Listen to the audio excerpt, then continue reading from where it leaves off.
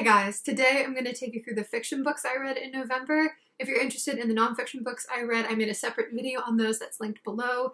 It includes a dramatic reading from a room of one's own. Sometimes it's so funny editing my videos because I've noticed that when I read a quote I really like out loud, I go back to my theater days, like my hands and eyebrows are working overtime. But let's get into these books, going up to my favorite. So unfortunately, a book I didn't like very much was The Cuckoo's Calling by J.K. Galbraith. I just said J.K. Galbraith. By Robert Galbraith, aka J.K. Rowling. This is a murder mystery about a down-on-his-luck private detective named Cormoran Strike and his new assistant Robin. And Strike is asked to investigate the death of a famous model that was ruled a suicide. I liked the commentary on fame throughout this book and how society treats famous people with parasitic obsession, sycophancy, revulsion, and schadenfreude all at the same time. That's something that I imagine J.K. Rowling knows a little bit about. Now, I don't expect literary writing in a murder mystery. There were lines that made me cringe.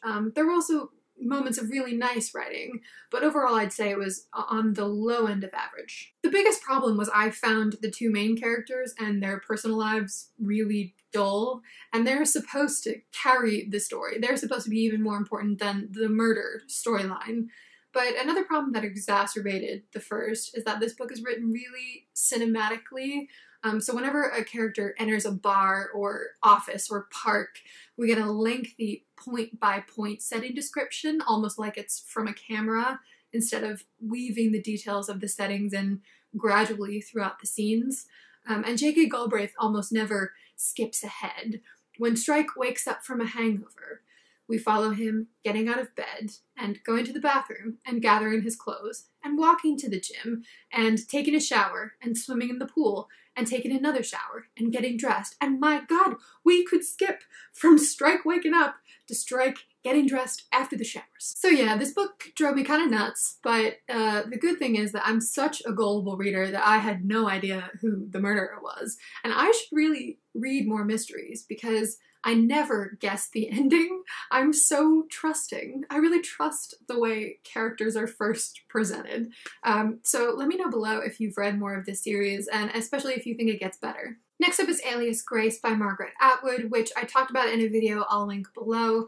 Overall, had a mixed experience with this one, partly because I find I'm more demanding of book length than I used to be. I have no problems with a chunky book that I feel requires and fully uses its length. But with Alias Grace, I closed it and was like, that didn't need to be 500 pages. Why did you ask for hours of my life that you didn't need? Then there's a YA book called Bone Gap by Laura Ruby. This was a pick for the Anna and Eric book club, and I really enjoyed it. It's about a teenager named Finn who's convinced that his older brother's girlfriend, Rosa, has been kidnapped. His town doesn't believe him, but Rosa actually was kidnapped by a man who's taken her to another realm and wants to possess her beauty. This is a retelling of the Persephone myth, and it's all about the different ways we see and don't see the people around us. How we all have our individual blindness, but it's also a good thing that we see the world differently because a person can be reborn in the eyes of someone new. The YA element comes in most strongly in Finn's love story with a girl named Petey. Ruby does a good job capturing teenage lust and the first fluttery feelings of, oh my God, I'm special to someone who also happens to want to kiss me. I wasn't crazy about her writing style. It's just a tonal thing that didn't click with me, but there were some beautiful moments. And I recommend this to people who are like me and don't read a lot of YA. It's a good one. The last three books to talk about were all so good. So the first one of those is Mansfield Park by Jane Austen. From what I can gather, this is her least loved novel, and I'd read her other 5, so I was worried I wouldn't like it as much as those.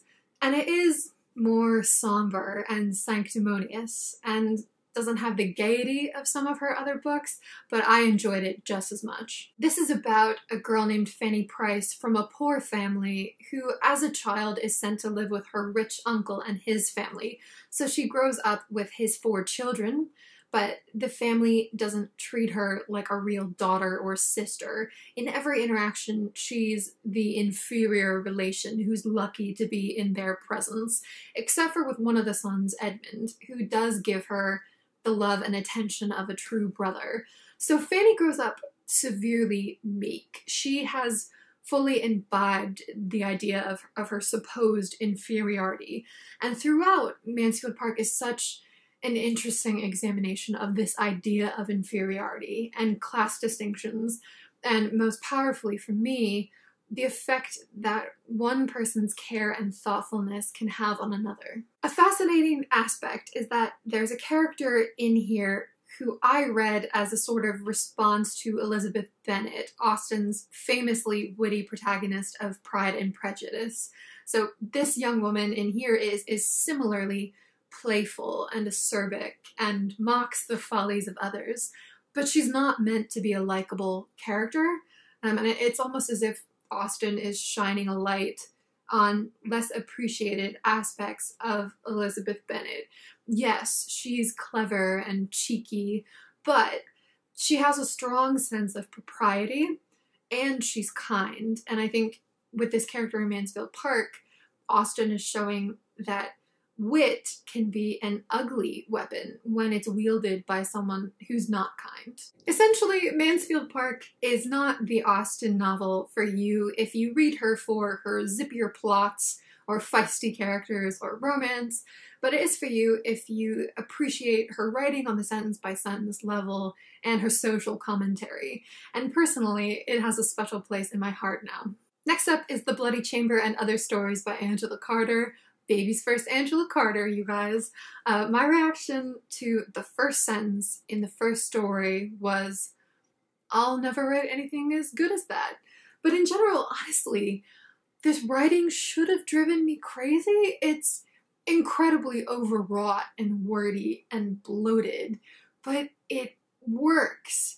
I would never recommend this style for any other writer, but in Carter's hands, it's just decadent. It's like linguistic seduction, and I was thoroughly seduced. These are 10 stories, the longest being 45 pages and the shortest 2 pages, that are all fairy tale retellings of some kind.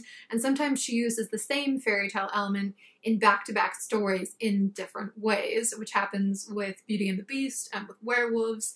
So throughout, she explores sexuality, female perspectives in fairy tales, the nature of evil, the blurred line between humans and animals. The tone oscillates from creepy to campy, and throughout there's this constant tension between the sensuous, dreamy aspects of these stories and the analytical ones. Even when things get hazy, there's always this bright, beady eye in the background. My favorite story ended up being the least atmospheric, actually. It was her take on Puss in Boots, which I thought was laugh out loud funny. And I have an uncle who claims he can tell the difference between men's writing and women's writing, and I'm so tempted to give him this story because there's no way he would guess it had been written by a woman.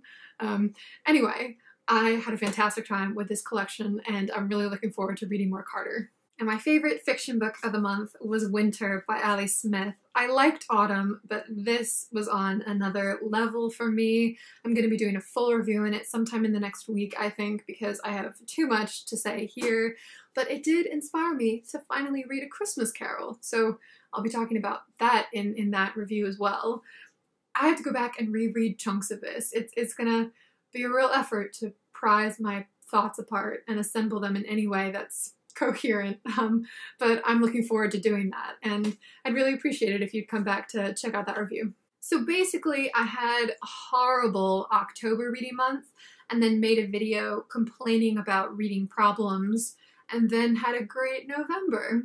Isn't that just the way of things? Let me know what you think about any of these fiction picks, and I'll see you soon for the start of my end of the year videos. Bye guys. Thanks for watching.